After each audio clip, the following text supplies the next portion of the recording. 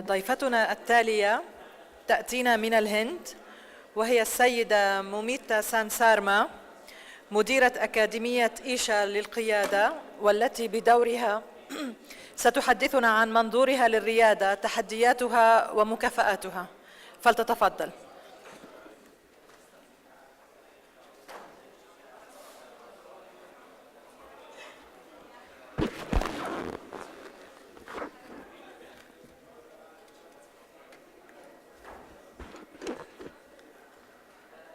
Good afternoon, ladies and gentlemen.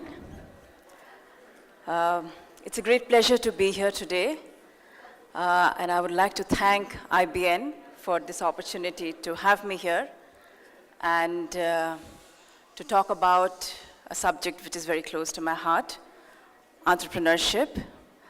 Although I must confess right up front that I've never really been an entrepreneur in the way that the term is popularly understood. In the sense that I have never put my own money and started my own business.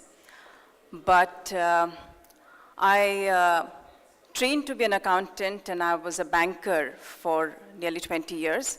I worked for some of the largest banks in the world. And as a banker, you know, my bottom line depended directly on the bottom line of the entrepreneurs that I lent money to. So I had to take a very close interest in the way their businesses were run, and I had an opportunity to encounter the challenges that they face on a day-to-day basis.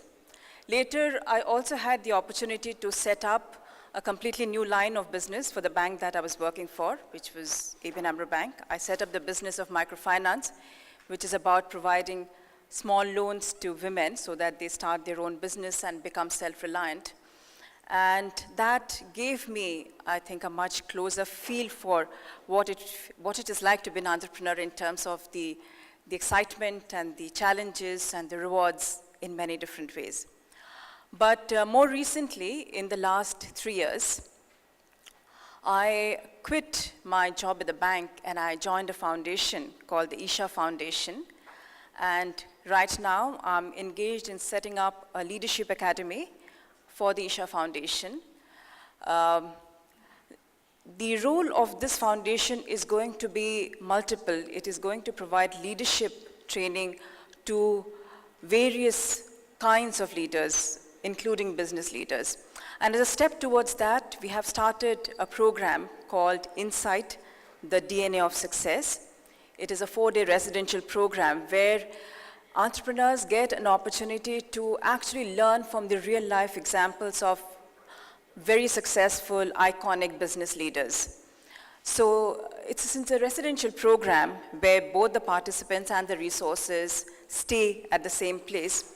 It's not just what they get to hear from the resources in their sessions. They actually get to see them, interact them, see how they walk, see how they talk, and so many other soft skills that are extremely important in the context of what it takes to succeed as a leader. The informal engagement that it provides is very powerful, and it's a unique platform. And not only that, what this leadership program, this Insight also does is to look into the inner challenges of scaling up, because as we will see in my presentation, as we have heard in some of the earlier presentations, most of the challenges really are human challenges. They're all within us. So the purpose of this Leadership Academy and this program, the Insight program that we have started running, is really to see a combination of the two, both the external skills and the internal aspects of what it takes to be a successful business leader. So let's start with the bad news first.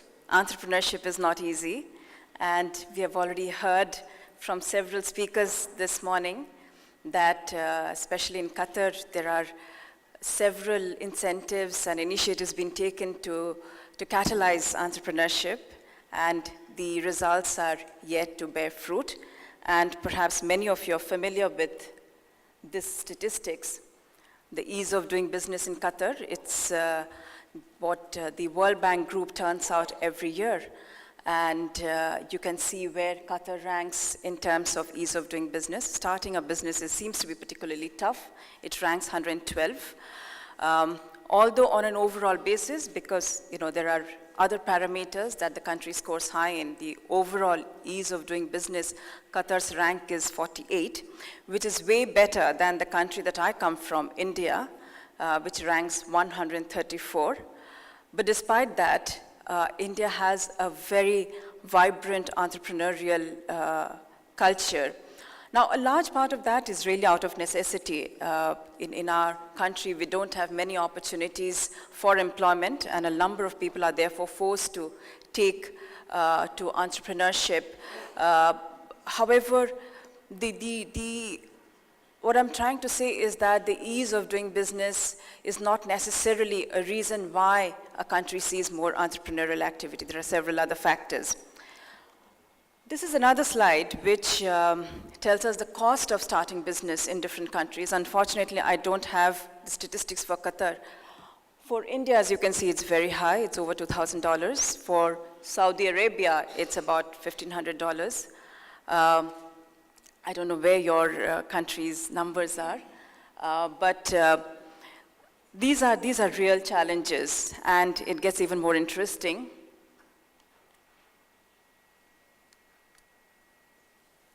Can you help me with the slide?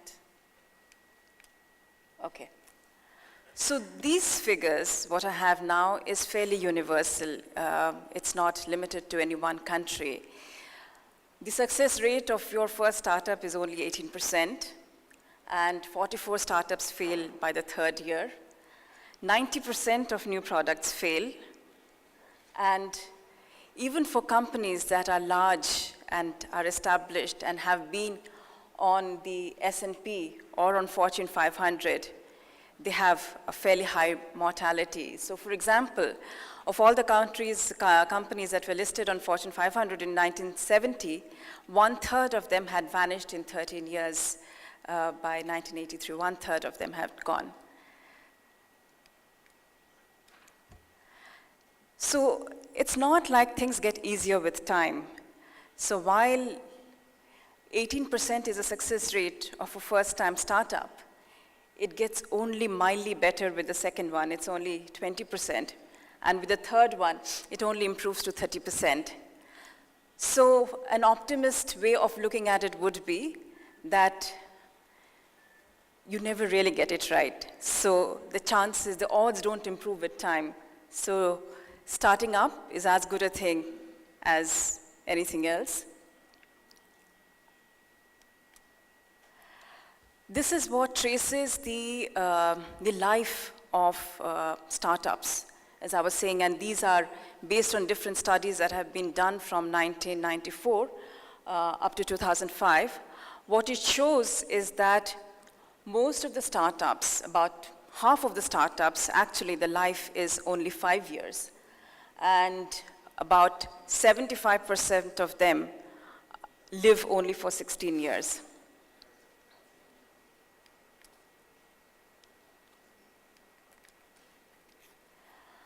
And this is yet another interesting statistics, that we see that the lifespan of the companies is getting shorter as the human lifespan is increasing.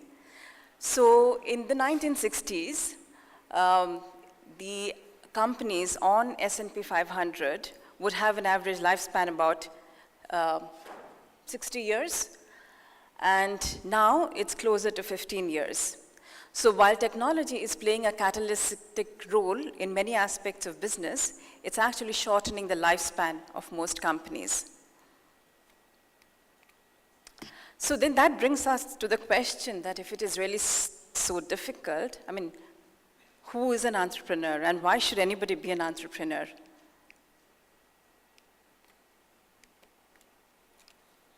So entrepreneurship is really not about earning a living. It's not about earning money. It's just a consequence for an entrepreneur. An entrepreneur is an adventurer. Entrepreneur is somebody who's willing to walk into unknown space where nobody has been before and explore the unexplored possibilities. And it is not secure. There is no security in being an entrepreneur.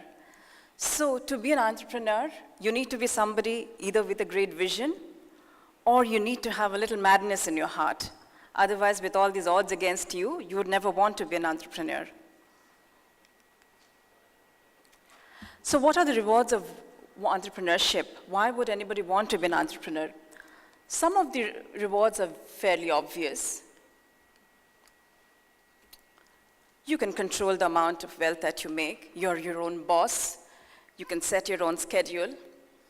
But most importantly, and this is what I believe drives most entrepreneurs, is the inner satisfaction of being able to create what you really value, that you can never do if you're working for somebody. And there are benefits to the society as well. In many ways, if you look at it, entrepreneurs are looking at solving the problems of the world. They're looking at problems and they're seeing opportunities in it, and they're converting those opportunities into business ideas. That's what entrepreneurship is. They create new jobs in the process of doing that, and they really empower the economy of a nation. So entrepreneurship is much more than creating money. It is really enterprise that builds a nation. It's enterprise that builds the world. But of course, there are challenges. If it were easy, everybody would do it. So what are some of the challenges, and how do we look at them? So there are various studies, that say why companies fail. And CEOs offer all kinds of excuses of things that haven't gone bad, that have gone bad, from bad economy to market turbulence, weak yen, 100-year flood. We have heard all of them. Some of them even ring true, but a very close study of the corporate failures shows that, acts of God aside, most companies actually fail because of one reason, and that's managerial error.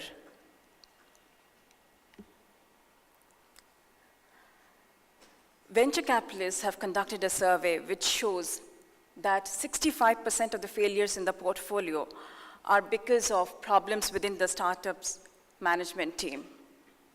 And another research conducted by the Carnegie Institute of Technology shows that 85% of your financial success is because of your skills in human engineering, because of your personality, your ability to communicate, convince, engage, negotiate, lead. And shockingly, only 15% is because of technical skills. So when the challenges are human, it's really, an old challenge. There's nothing new in it. So are there some new perspectives as to how we can address these challenges? So when you start as an entrepreneur, the first thing that you have to do is really to find people, because you can't do it alone. And the challenge really begins with that. Because as an entrepreneur, when you're starting small, who would want to come and join you?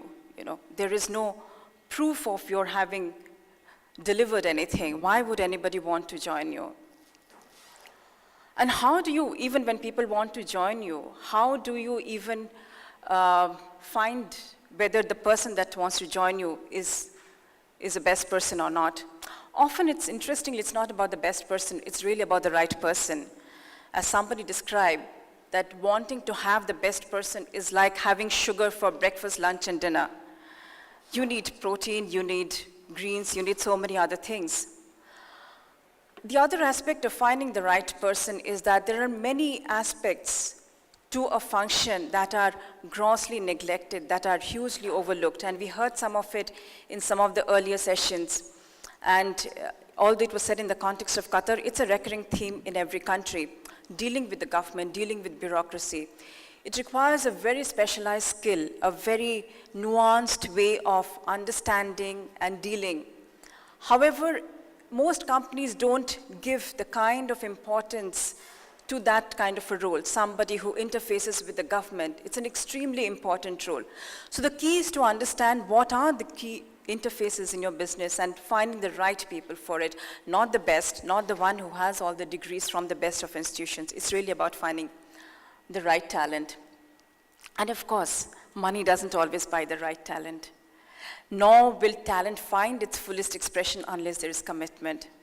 So here we are talking about inspiration. There has to be a purpose that rings true with the people that you're wanting to work with. And only then will you find the right people. Only then will the right people give their best to whatever the cause is. So how does one do that? How does one manage people? So the question to reflect on is that if we cannot manage our own mind, how do we manage other people's? And managing a business, running a business, is really about managing hundreds of minds, sometimes thousands of minds. But the question is, how do we manage our own minds? That's a question to ponder. And then again, nobody likes to be managed. We don't like to be managed. We like to be inspired. So we should never try to manage people. So what do we do then? We create an environment, a pleasant environment, an inspiring environment, a committed environment, an environment of passion, where everybody is wanting to give their best at every point of time.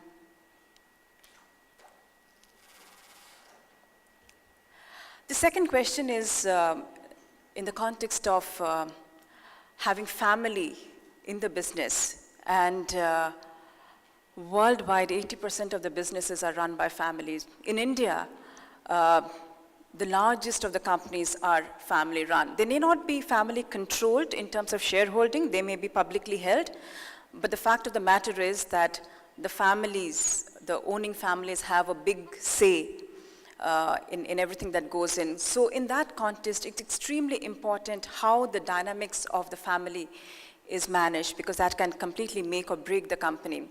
So many business leaders have had a tried and tested method. What most of them do is actually have a very clear responsibility and accountability defined for the family members. And they have a code of conduct which articulates how they should, let's say, talk to the media, for example, what kind of compensation they can have, what is the policy with regard to their political opinion, political leaning, political activity. Everything is codified. So the idea is that when the family members come into business, they come with a certain discipline. They take off their family hats and put on the business hats, and then they come in. And most successful business leaders, those who run family companies, actually say that they treat their business like family and they treat their family like business. So what that means is that when they look at the business, when they look at the employee, they treat them with the same respect and are responsible for their welfare. They truly feel responsible for their welfare. I mean, what is a family after all? A family is a bond that cannot be broken. And people that we work with, it's important that we create that environment where they feel it's a bond that cannot be broken, because only then there will be trust, only then there will be commitment. The most important challenge that entrepreneurs face when they're wanting to scale up is letting go. Because when entrepreneurs start, and many reasons, and rightly so, they feel that there is nobody else who can have the same sense of ownership for what they have created. And it's like giving your child to somebody else to rear. And it's a very difficult thing. But scaling up, first of all, is really not a choice for most enterprises, because if you don't scale up, you stagnate. And stagnation is death. You may be happy, and there are instances of very small family-run companies that have not grown. But if you're dealing with people who have joined you, if you have professionals, if you do not grow, they do not grow. They will not be with you. So if you are serious about running an enterprise, scaling up is the most natural and the most common thing that you will do. And in that context, it's extremely important that you learn to let go. And really, the letting go also is not about a philosophy. It is really about knowing when not to let go and when to let go. It's possible that even after 10 years of having let go, there may be a need for you to step in and holding back control once again. It has to be a very dynamic thing. It has to be something that you read from the situation and not make a rule that is laid in stone. So mostly when people are apprehensive of scaling up, it is very akin to a trapeze in a circus where the performers are on a particular trapeze bar. Unless you see the next bar coming, they don't let go of the bar. So when they let go of the bar, it's only when they know that the next bar is coming. So it is an ability to see the next step that allows an entrepreneur to take the next step. So it's extremely important that you have a clarity and you have a vision of where the next step lies. And you equip yourself with that knowledge.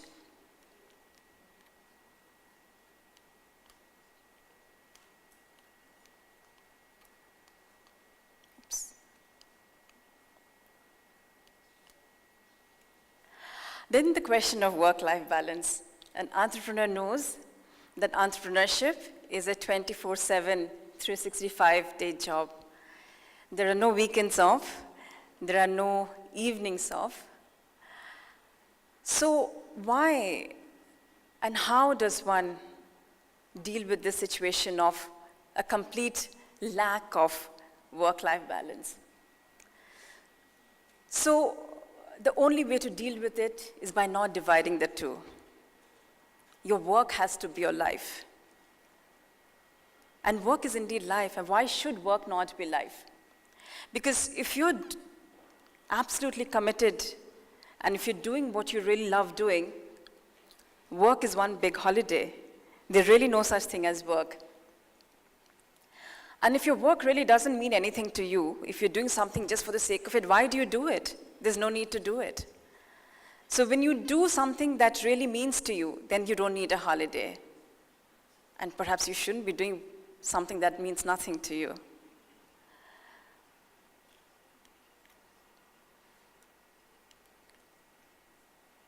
So this is something that I would like to give you a minute to read, because to me, it's a very important statement. So this says, when you're committed to a cause, when your commitment to the cause that you want to fulfill is larger than yourself, when you have this phenomenal possibility in your life, when you have this tremendous privilege that you can actually create something bigger than yourself, something way bigger than yourself, when you have such a privilege, I don't think even for a moment you must take a break. Because very few human beings have such a privilege that they can actually manifest something which is far larger than themselves.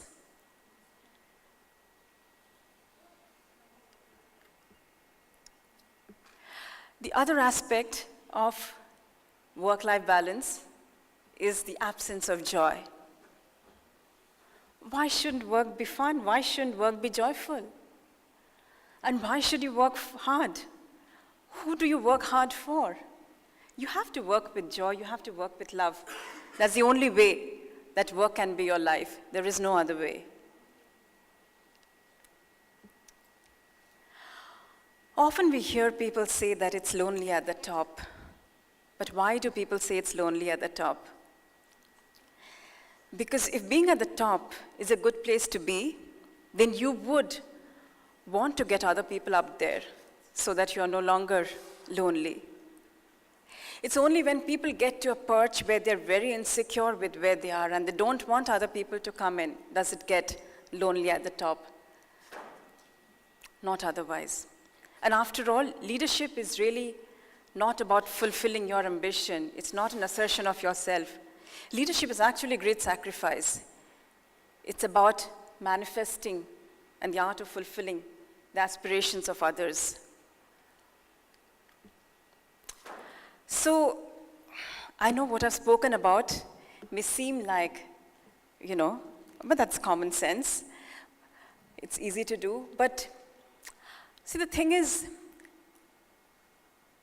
all of us know that it's good to get up early in the morning, but how many people get to do it? Every smoker knows that smoking is bad.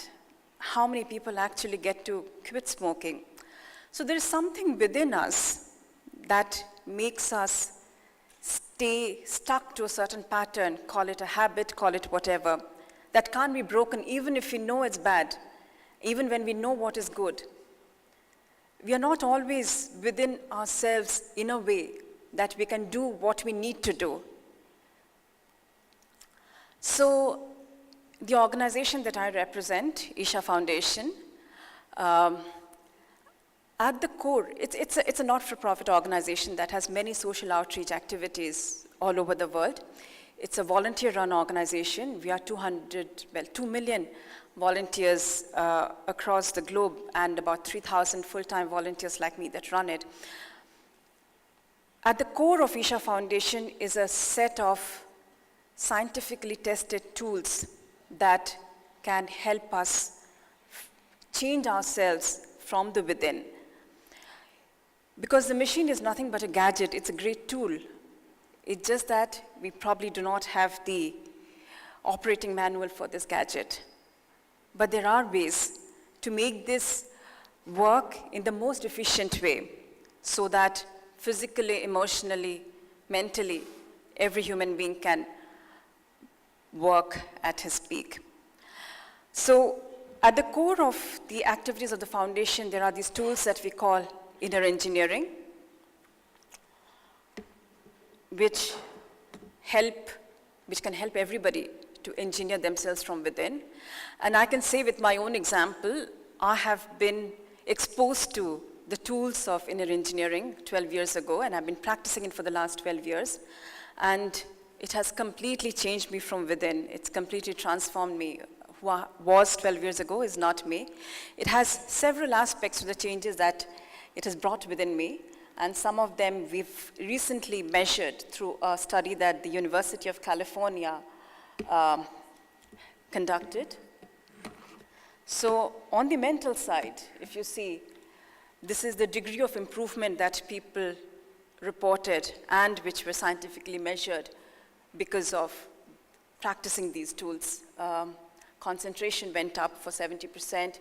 Emotional balance went up by 87%. Inner peace increased 91%. And if you look at the health benefits, they're enormous. So basically there is a tool, because the gadget is in our control. It's all inside. We just need to be able to find access to it. So I would like to share with you a little bit about the person who set up the Isha Foundation. His name is Sadhguru Jaggi Vasudev. He was in Qatar a few months ago, thanks to Raid's invitation. I don't know how many of you had the opportunity to hear him, but I have got for you a short glimpse of what he has to say on the subject. There's a short video that I would like to share with you now.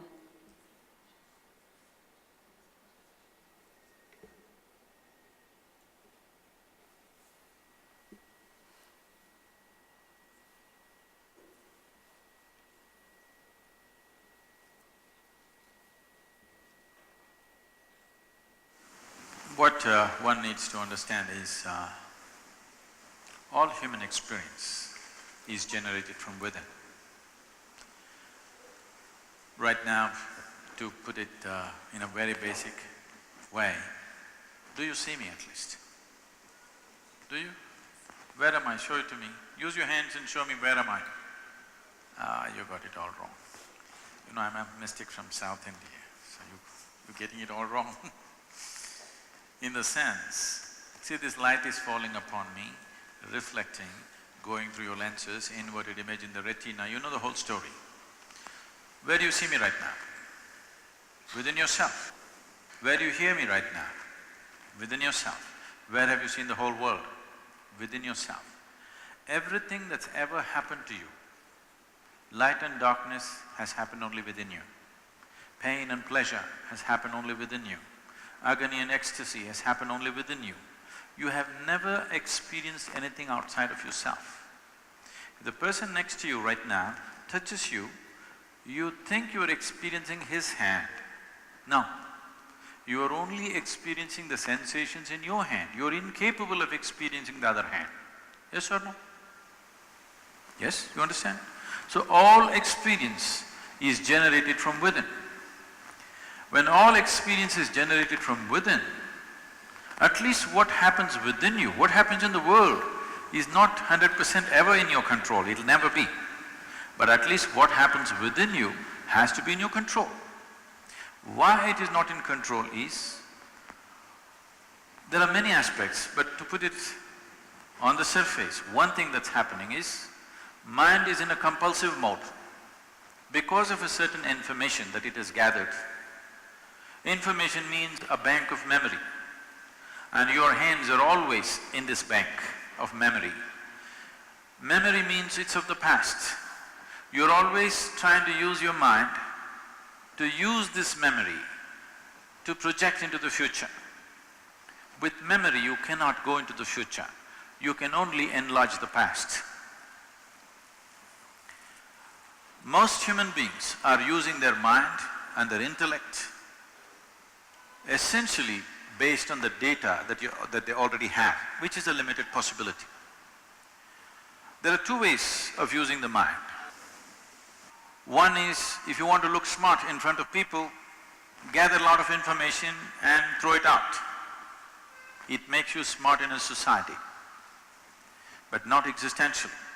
Another way of using your mind is keeping all the information down and just using your mind as a device to pay attention, to simply pay attention, without any prejudice, without any preconceived ideas, simply paying attention.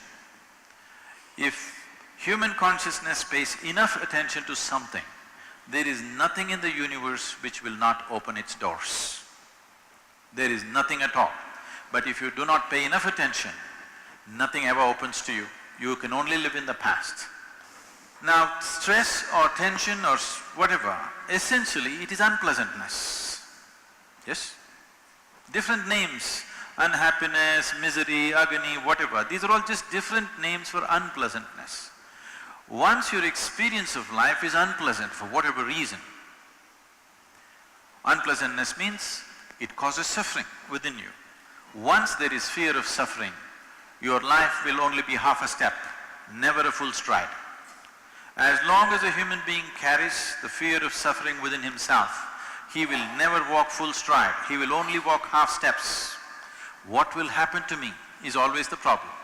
Unless you bring yourself to a state, whatever happens, this is how I will be. If this assurance is there within you, then you would explore just about anything, isn't it? Because the success or failure of your venture does not determine what you go into and what you do not go into. You are willing to walk into hell and out. Because if you have an assurance that no matter what happens, my experience of life will be pleasant, if this assurance comes into you, this is something that one has to earn. This is not going to come because of external activity. Any activity or any success in your life happens because you did a few things right about that. Yes? Your enterprise is successful to a certain point because you've done that many things right probably. Unless you do the right things will not happen to you, whether it's outside or inside. If here stress is happening, suffering is happening, tension is happening, obviously you're not doing the right things about this one. It's as simple as that. So one has to learn to do what is the right thing. If one has to know what is the right thing, a little attention to this instrument, to this being, how this one functions, what is the basis of who you are, how it functions from within. If this attention is paid, every human being can handle this much. We do not know whether you will conquer the world or not. That's subject to so many realities. But at least you can make the experience of your life pleasant. That is everybody's birthright, and everybody is capable of that if only they pay little attention. This is what we are calling as inner engineering. That what happens within you, you engineer it the way you want it. If you make this one the way you want it, where is the question of stress? Where is the question of suffering? Those things don't exist in your vocabulary or in your life. See, it's unfortunate. that people who are successful are talking about pressure, not pleasure. This is a message that's going to the world, that successful people are sending out a message, success is suffering. This is a very wrong message, because success is the sweetest thing in human life. Yes or no? Is it not important? The little things are big things. You wanted to succeed or no, success is important. But right now, if you look at the most successful people on the planet, they carry the most stressful faces, most miserable faces. This is a wrong message to the next generation of people. If this happens continuously, which has happened in some societies, for example, in the 60s in America, this happened big time. They found conservative business people carried such straight-jacketed attitudes towards life, such long miserable faces. The youth decided smoking pot on the street side is much better than doing something big and being miserable in the end. At least we are happy. I'm telling you, the youth is looking for life, not for success.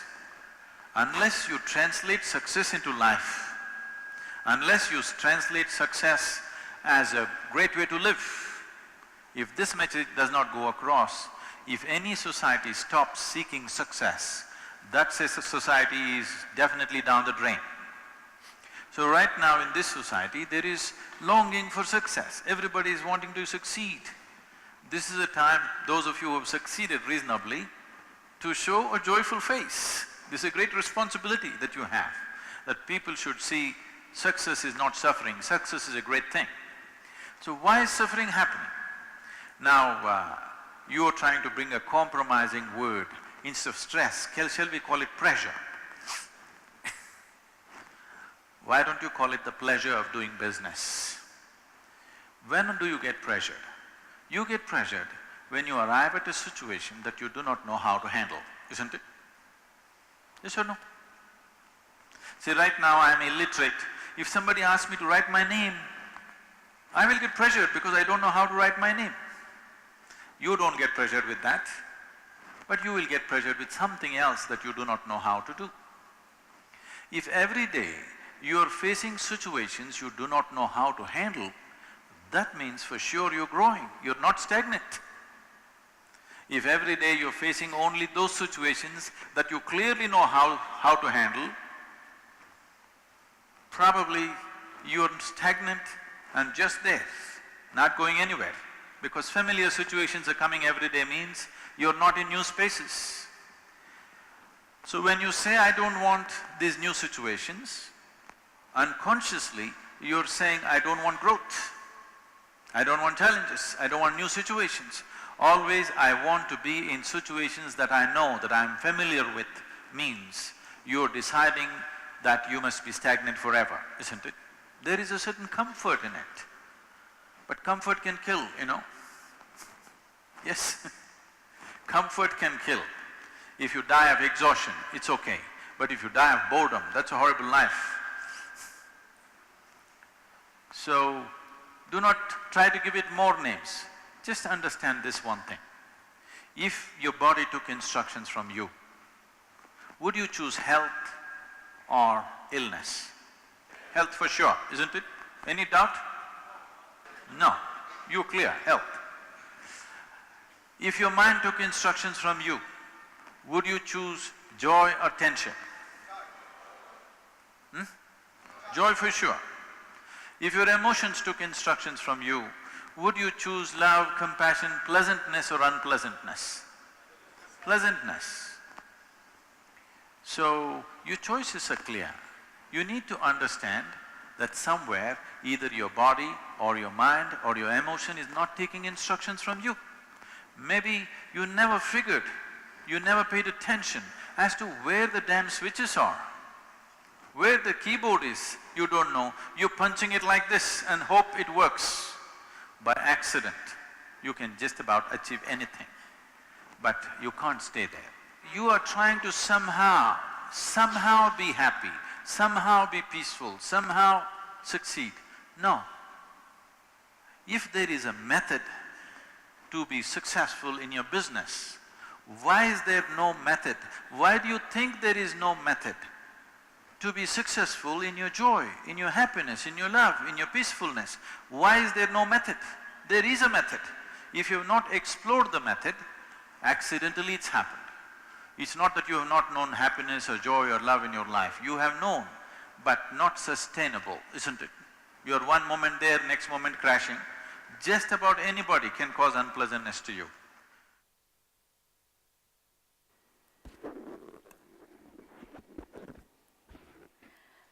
So, about this method, about the tools that one can use to have control over one's mind, body, emotions.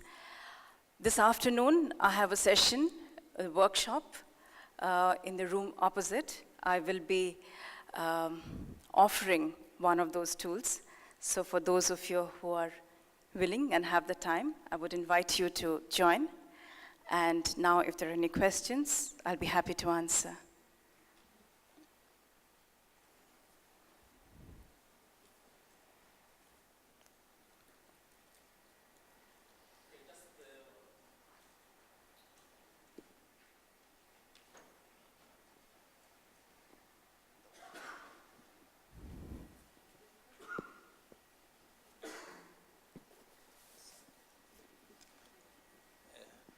My name is Mahmoud Abdul Latif from Qatar University. I have just a little clarification. At the beginning, you present a slide which shows that Qatar ranking for doing business is 112 for starting business. And I used to work in this area, and I know what is behind this. Right. This is related to minimum capital requirement, that is 200,000 Qatari riyal, and that is a real burden for starting new business. Last year, the Minister of Economy, they reformed this, and they removed already a minimum capital requirement, okay. And I think it will approved sometime this year. So regarding this starting business, other indicators is fine, yes. Unless some related to getting a credit. Also, yeah. They are working in it in terms of private information. Credit bureau, they have some access to private information. I think they have some, they are working in it. So this is the point which I like to clarify. Thank you. Thank you.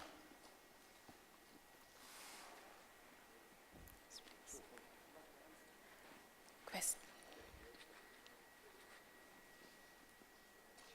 Thank you. Thank you for your presentation. In your presentation, you presented some statistics on starting businesses in various places, and includes India, which is high, compared to United States. I saw it, and starting business in India, which I was expecting to be low than United States, happened to be the reverse, whereby it is far higher to start business in India than United States. But I know United States, cost of living and other things are high, taxes and so on. So how come that it is higher to start business, the requirement is higher in India than United States? I don't know whether you can give some explanations to that. Thanks. Yeah, so there are various elements that go into this cost. One of which is the time of starting a business. In the United States, you can establish a company by the click of a button. It can happen within seconds or at least minutes. In India, to start a company and to get various approvals, it can take years, and that adds to the cost.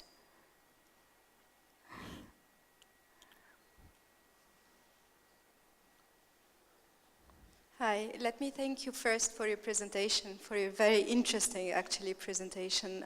My name is Rana Hindi from Qatar University.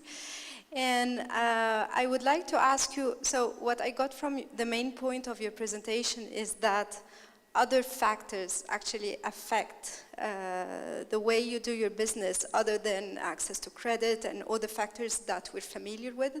And these factors are basically these personal, methods that you call methods or tools or whatever. And you showed us some statistics from that were done by one university and how this improved the level of stress, the self-confidence. But I was wondering if we want to use these measurements in our research on entrepreneurship. These things are very difficult to measure, actually. So I was wondering, how did they do that? And if you think this could be applicable on all countries and all businesses in the world, and how we can measure that to compare between countries. So this study was done by the University of California. I don't exactly know the methodology they employed, but I do know that they took a fairly large sample of people who had been practicing these tools for, I think, only about for 3 months. So they had before and after, and I don't know if they had a control group necessarily, but they definitely had a before and after scenario, based on which they found that the improvement in all those aspects, and they were all individuals. So for those individuals who suffered from a particular physical ailment, for example, they showed a certain improvement. And the rest of the factors, whether it's peace of mind or inner stability, all of those were what the respondents said. So let's say 90% of the people said that they felt more inner peace before after the program than they did before, or after having practiced it for a certain number of months. That was, broadly speaking, how the methodology was. And in fact, they came up with a very interesting study which they refused to publish. They said that the rate of neuronal regeneration as a result of doing this practice is 249%. So we asked them, that means that you're actually getting younger with age, because your neurons are, they're not dying, they're not decaying, they're multiplying. So will you actually say that in your report, that doing this practice is actually, increases the capacity of your brain and makes you younger? They said, we can't do that. So our therefore investment in research of this kind is not very high, because the things that these studies prove, most of them they are fearful of saying in public because they fear ridicule, because they feel it's too good to be true. But we know from our experience, what it has done to us, and Raed also will vouch for it. He's a practitioner as well. I think I need to stop. I'm probably running out of time. One more question. Yes. What's your recommendation for entrepreneurs with business with high uncertainty business, high risk business? What's the solution for this? Well, you must have guessed by now that I have only one solution for all the problems. Especially, and jokes apart, I think especially for entrepreneurs who are operating in a highly uncertain business, highly risky business, it is extremely important that they are able to maintain a certain inner stability, so whatever happens on the outside doesn't completely hijack their lives and their emotions. So inner stability is utmost, because outside situations will never be 100% under anybody's control, nor will the outcomes be ever under anybody's control to a very large extent. So it is important that we have the comfort and the confidence of knowing that no matter what happens outside of us, within us, we will just be the same and as joyful as we want to make ourselves. So it's really the same answer. Thank you. Thank you.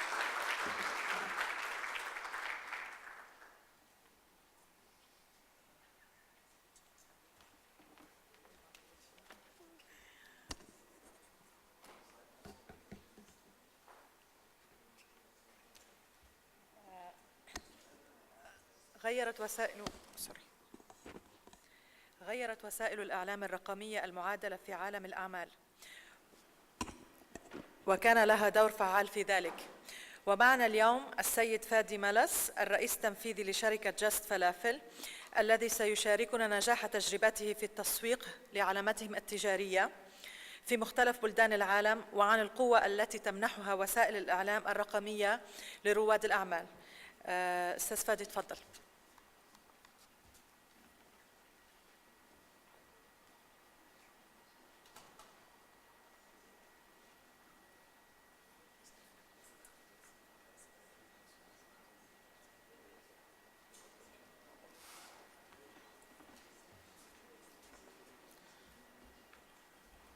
Good afternoon, everybody, and thank you for inviting me, Qatar University, to speak about our experience. We talk at a very interesting time because only last week there was an entrepreneurial venture that actually threatened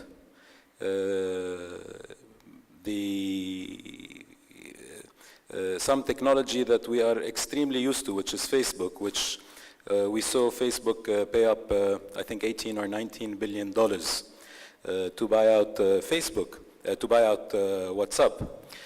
And when you look at the economics of this deal, you will find that it might not make a lot of sense, in particular, to a lot of financiers from this part of the world, because we look at economics in a very simple term, which is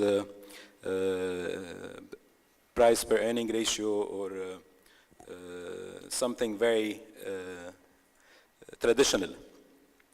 So today we've had an amazing experience ourselves at Just Falafel, which again, you know, listening to the lady talking about entrepreneurship, you know, makes me laugh, and you know, not only because this is something that we've had to fight and put up a fight with for the past 5 years, but also because this is something that we have to put up with on a daily basis, in particular as we grow. Just Falafel from the outset was an idea that started in the UAE, thinking that, you know, if there is 41,000 Subways, 18,000 Starbuckses, 37,000 McDonald's, 20-odd thousand KFCs, why hasn't anybody in this world taken what arguably is the eldest food of our times, which is falafel, which is also the national food of a country, which is Egypt, just as much as sushi is the national food of Japan, and sushi now is something that we consume happily, you know, which is probably considered madness 20 years ago. We thought that, you know, we would take this food category and try to elevate it, adapt it to a 21st century retail environment, and go out and compete along the other food categories, assuming that arguably, at least, this is a fully vegetarian food category that would complement the competition. But you got to be careful what you wish for, because very quickly, as soon as you assume a great retail location, in particular across the mega malls in this region, you're rubbing shoulders with people who have billions of dollars worth of budgets, and you have to put up a fight against them to steal meals away from them. So we had to think really, really hard on how do we communicate, how do we reach people. We don't have the budgets ourselves to go out and buy billboards and buy TV spots and buy magazine pages. And I think we were extremely, extremely lucky to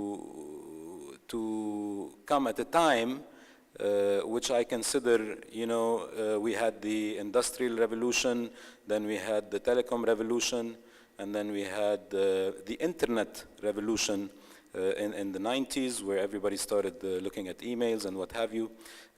And only a few years ago, we've seen the digital media revolution. Digital media basically is, in so many ways, the aggregator of hundreds of millions of internet users under one platform. such as WhatsApp, such as Twitter and Facebook.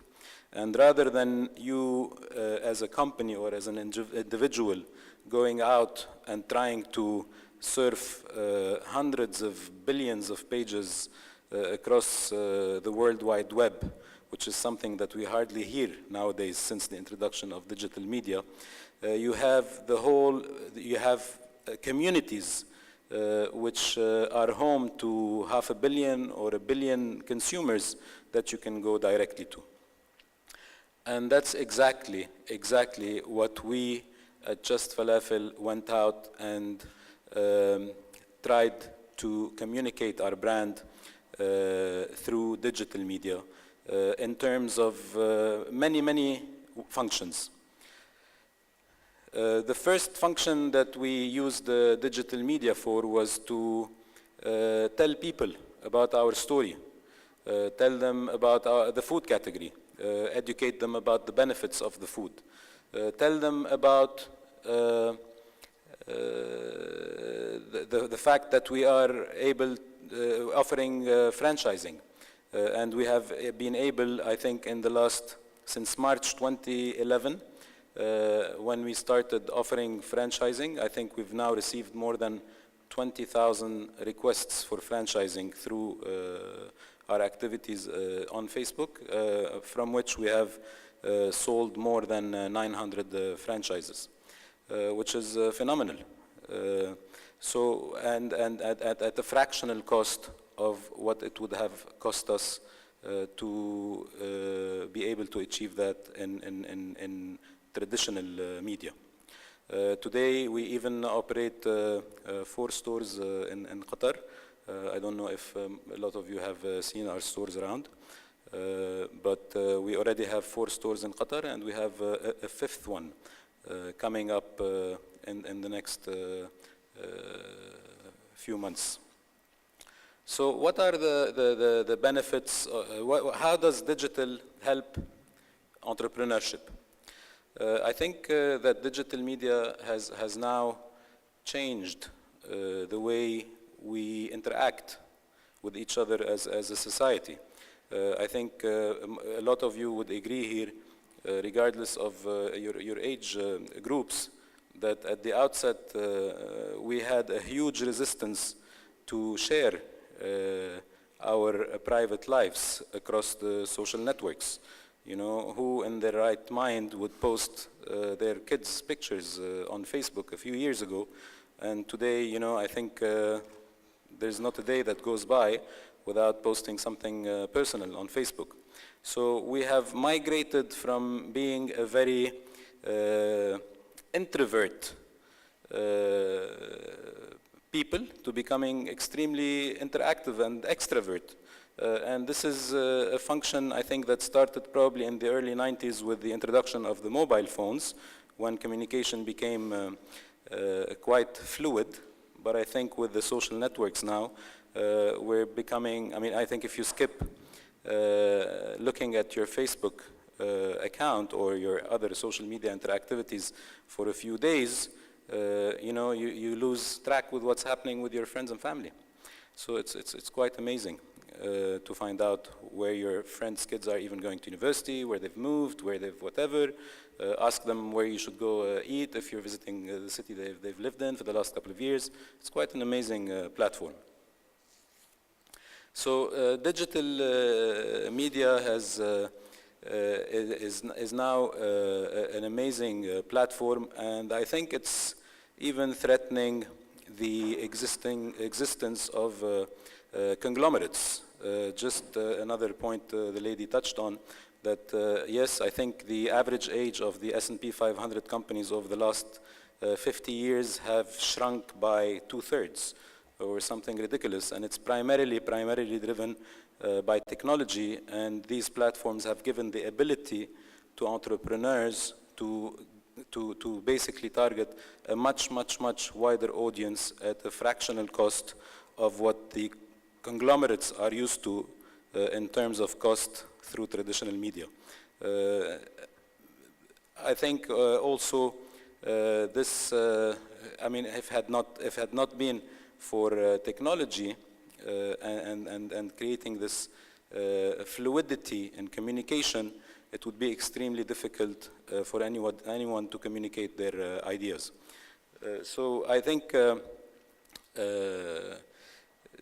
for entrepreneurs, it's extremely important nowadays to go out and try to communicate their ideas as they are, not think of difficult or complex content in terms of communication. When they want to tell people what they are trying to do, they should tell the story the way it is. Explain to them where they're going, what they're trying to do with it, which markets they're trying to get into, why they're trying to do it. And the beauty is that you will find that you'll get more interactivity and people are extremely interested, and you will be able to access into everyone's household once you communicate your ideas through digital. Because although some households, parents might not include, might not have social media accounts, but their kids would have social media accounts, and they will drive them to consume whatever they interact with in digital. We've had this experience ourselves with a gentleman who's bought from us now almost 70 or 80 stores across 4 different countries, 3 European countries and 1 Middle Eastern country. And basically he was visiting his son in Dubai, and he asked him, what do you think we should order for lunch? And they're actually Egyptian. And the son, his 16-year-old son, told him, let's order just falafel. So the guy was, excuse me? I mean, I can't get you to eat falafel when you're home. You know, I mean, it's not cool, it's not trendy, it's not something that you'd propose. So he just went into, he told him, I mean, let's order just falafel. What is this? He looked into it, and he literally came to see us, and his first transaction with us was to develop 27 stores in Egypt. And thereafter, we're going with them to Belgium, Netherlands, and Luxembourg, the Benelux countries, to develop more stores there, because they have business interests there.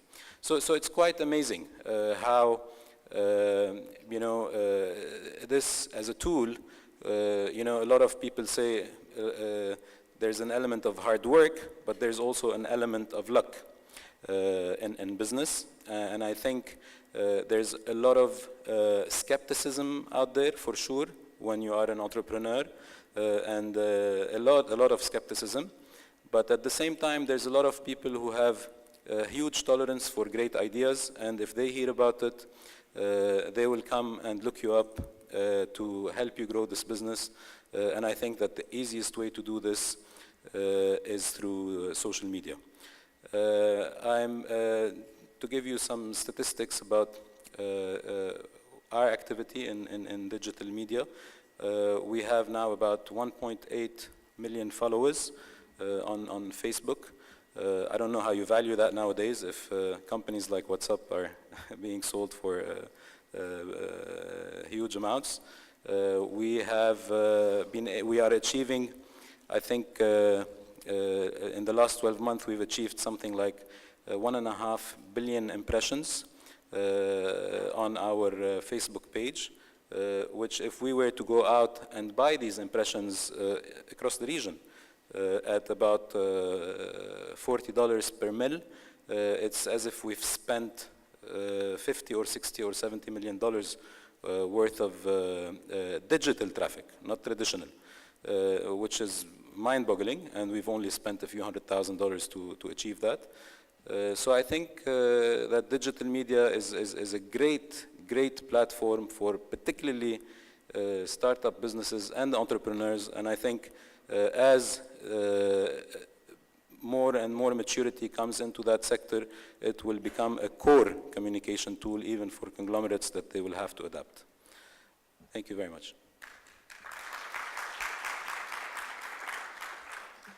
Any questions?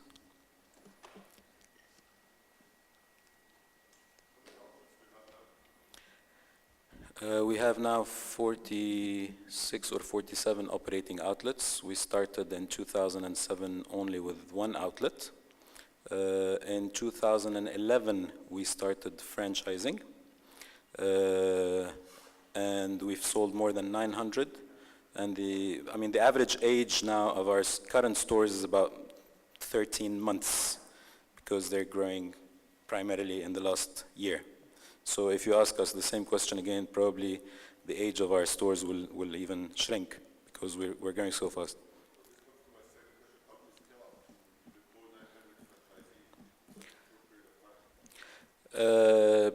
It's a huge challenge. It's a huge challenge, and I think the trick is to get great partners, because then you will subsidize a lot of the talent across strong partners who will build the infrastructure and take you very far with themselves. I mean, they have to look at it as a partnership. We have a great partner here in Qatar who's been in the food business, I think, for more than 30 odd years.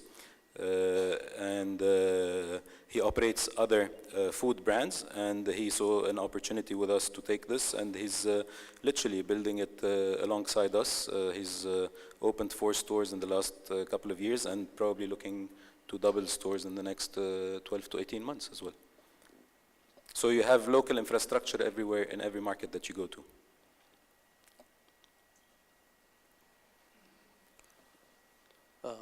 What kind of digital marketing have you been using, and what is the channel? Like, if you see digital marketing per se, it's a massive media. So what kind of digital marketing have you been using as a tool for your company, and what's the methodology? We have primarily used Facebook to communicate, and Facebook already offers this platform that we use to every business across the world.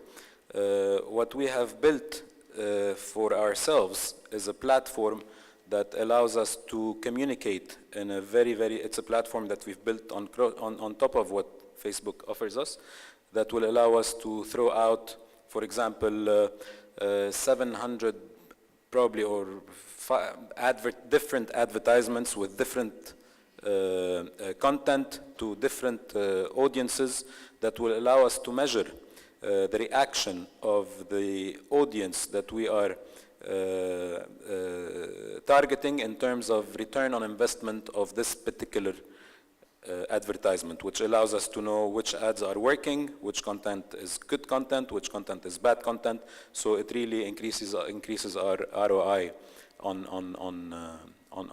what we're spending on. But it's primarily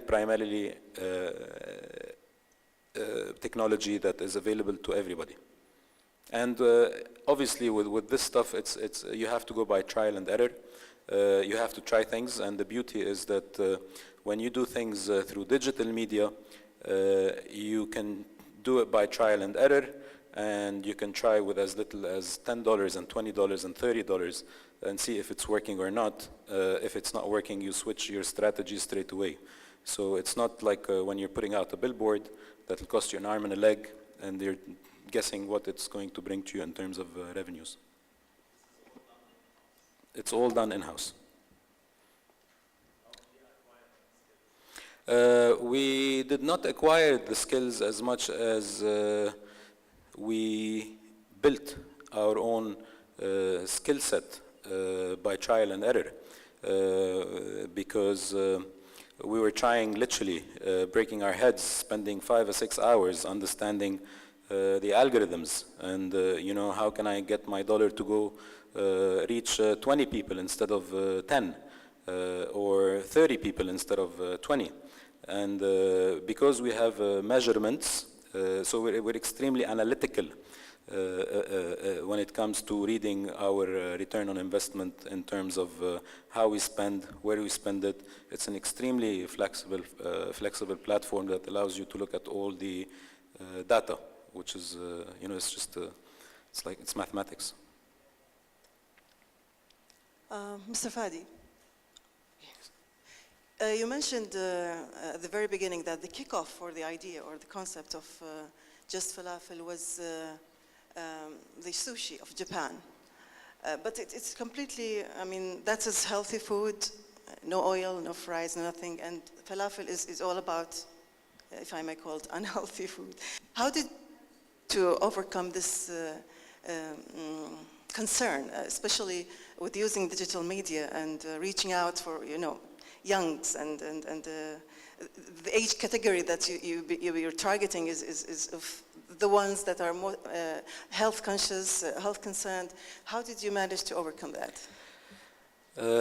I wish I brought along with me our in-house nutritionist. She will have great answers for you in terms of the health factors.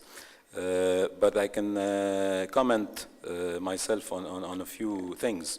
Today, falafel is probably the healthiest kind of protein substitute across all other protein categories that you should consume. And even when you go to a health farm, which I often try to go because of my eating habits, they only try to feed you the best protein at best twice a week, because we shouldn't be consuming proteins at the rate that we do in our times, to be honest with you.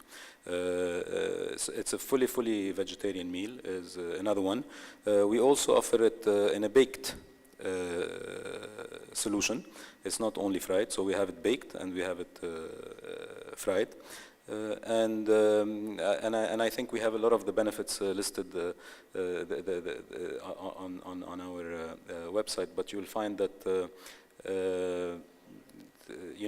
although there is that element of health awareness, we definitely tick most of the boxes when you compare us to our neighbors across the food courts.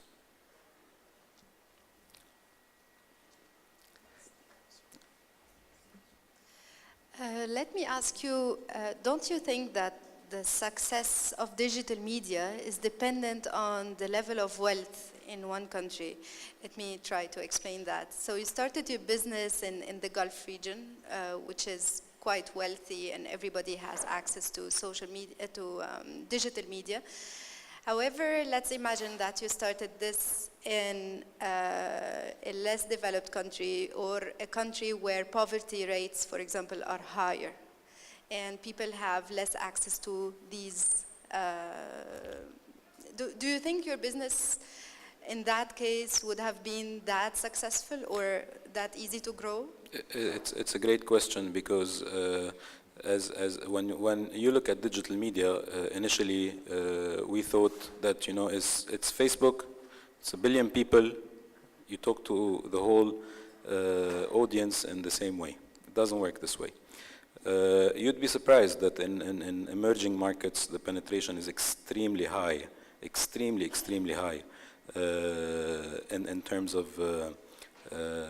Facebook users, because just like everybody used to afford a Nokia back in the 90s, I think everybody has a smartphone nowadays, even in emerging markets. So there is no limitation in terms of your ability to communicate even in developing markets. Actually, what we've been able to notice that in developing markets, you can actually penetrate at a much cheaper cost and build a brand much faster than you have the ability to do it in Western countries, where a lot of people are trying to do sort of the same thing as you are, because they have the disposable income and they're migrating slowly every time from their traditional media, some of their percentage spent on digital media. So it's a very crowded, it's becoming really crowded in the developing markets, and it's much easier for us to actually develop our brand in developing markets, and cheaper. Thank you very much.